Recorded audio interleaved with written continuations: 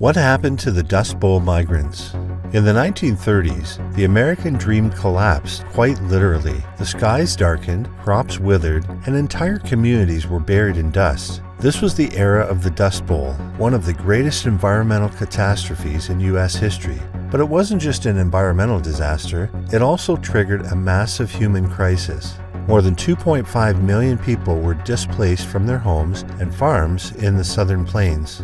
They packed up what little they had and left in search of something better. This migration was the biggest internal migration in American history up to that point. In this video, we explain what happened to the Dust Bowl migrants, where they went, what they endured, and how they managed to survive against impossible odds. So let's dig in. The land gave out. From 1930 to 1940, the Great Plains were transformed from the heartland of American agriculture into a barren wasteland. But let's understand some background first. In the 1910s and 20s, farmers plowed up millions of acres of prairie grass to plant wheat and other crops, encouraged by high crop prices and new machinery. Decades of over-farming, combined with one of the worst droughts in history, destroyed the soil. Without grass to hold it in place, massive dust storms rolled across the land, carrying away topsoil and turning day into night. These storms, which were known as black blizzards, choked livestock, ruined homes, and often suffocated entire towns. This was the beginning of what we call the Dust Bowl. Crops failed year after year. Families couldn't pay their mortgages or feed their children. Banks foreclosed on farms. The Great Depression made everything even worse.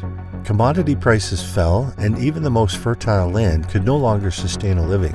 Faced with starvation and eviction, people had no choice but to leave. Between 1935 and 1940, 2.5 to 3 million people left the Plains states. The majority were small farmers and tenant workers who could no longer survive on the land. They loaded their families into cars, trucks, and wagons, often with no clear destination beyond one word: California.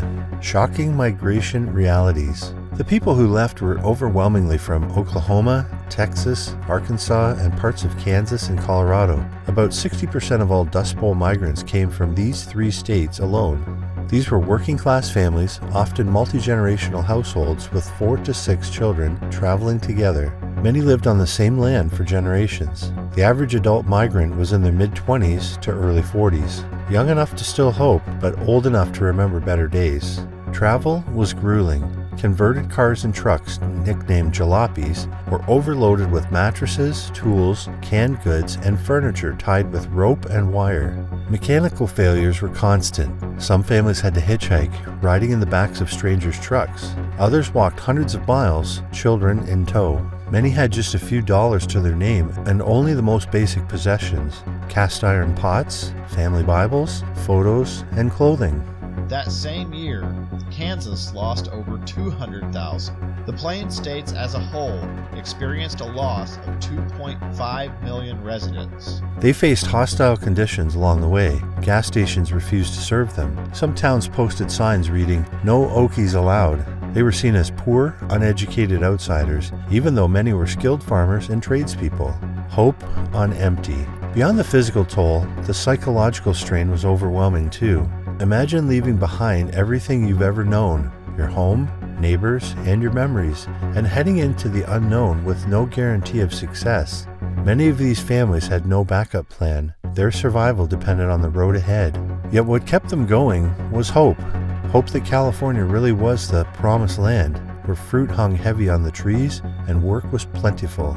Parents worked hard to maintain a sense of normalcy for their children. Mothers improvised meals from scraps, fathers told stories to lift spirits. The family unit became the center of resilience, sticking together no matter what. Along the way, migrants built informal communities. People shared food, helped fix each other's vehicles, passed along information about job opportunities. These support networks were essential. Without them, many would not have made it. California, the promised land myth. When they finally reached California, many Dust Bowl migrants were devastated by what they found. Instead of the paradise they imagined, they encountered tent cities, overcrowded labor camps, and rampant discrimination. Migrants settled in makeshift camps on the edges of town, along irrigation ditches, riverbanks, or wherever they could find open land. These camps had no running water, sewage systems, or trash removal. Disease spread quickly. The labor market was saturated too. California already had thousands of unemployed residents, and now even more workers had arrived. Farm owners took advantage of the desperation, paying as little as 15 to 25 cents an hour, with no job security at all. Workers were pitted against each other. Those who complained were blacklisted. Strikes were often met with violence. Migrants, especially those from Oklahoma and Arkansas, were treated as second-class citizens. Okie became a slur that implied ignorance and laziness. Racial and class discrimination worsened the struggle. While white migrants were often able to find temporary shelter or aid, Black and Mexican American workers were pushed even further to the margins. The dream for a better life had quickly become a daily battle for survival. Personal survival. Still, the Dust Bowl migrants found ways to endure. Many took seasonal agricultural jobs, picking grapes in the summer, cotton in the fall, and citrus in the winter. Families followed the crop calendar, moving from region to region in a constant cycle of constant labor and relocation. Children as young as 6 or 7 worked in the fields alongside their parents. Schooling became inconsistent or non-existent for many migrant children. To stretch what little they had, families reused everything. Flour sacks became clothing. Scrap wood was used to build shelter. Meals were made from discarded produce or garden plots when possible. Those with specific skills such as carpentry or mechanics found ways to barter or sell their services.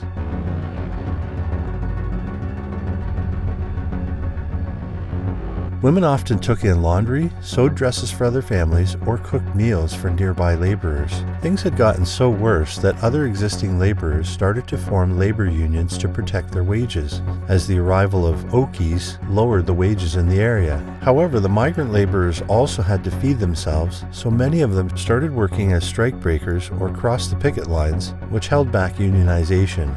From outsiders to settlers. Despite the overwhelming adversity, many Dust Bowl migrants eventually planted new crops in California and the West. Some found permanent jobs in agriculture, while others moved into construction or factory work during World War II. Migrant children grew up, went to school, and entered the workforce. Over time, former migrants established tight-knit communities along the Central Valley in places like Bakersfield, Fresno, and Modesto.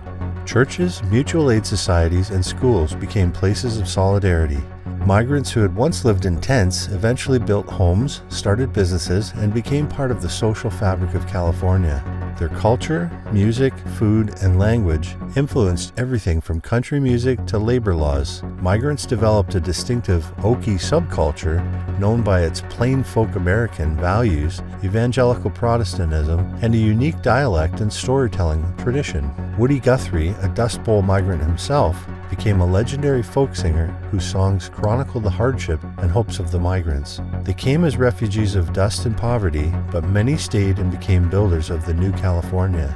The story of the Dust Bowl migrants shows us that we, as humans, will survive as long as there is will. The migrants remind us that when the system fails and the land gives out, you still have each other. And often that's enough to keep going and rebuild your lives. So, as we face climate changes and economic uncertainty today, we can learn from their story.